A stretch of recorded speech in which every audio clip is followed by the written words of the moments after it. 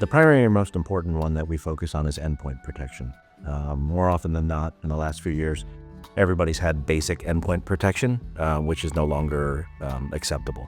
You have to have a little bit more of an advanced endpoint, and either endpoint detection and response or managed detection and response.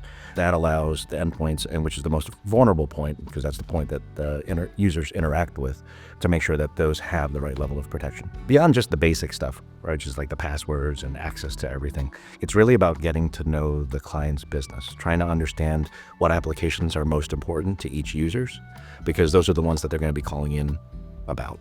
So what we tried to do during the onboarding process is really develop a familiarity with the client, trying to understand what are their critical business applications, what are the applications that really run their business, so that we know which ones to focus on and get the most amount of institutional knowledge about, because those are the ones that are going to be calling in about. So what we try to do is really get to know the end users, to try to figure out what applications they use on the day-to-day and what their pain points are now, so that we can get ahead of that stuff. A lot of it is education. So end user education and knowing what the threat vectors are out there currently is probably the most important.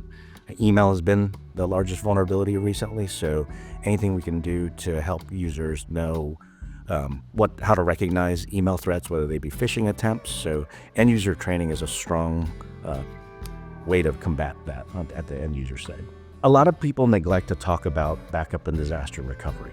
While everybody's very focused on a lot of the fancy AI-driven endpoint protection, which is important, you don't want to abandon the most basic and critical last line of defense, which is your backup and disaster recovery. Because when all else things fail, right, your backup and disaster recovery are really going to be the things that allow you to continue to keep your business running.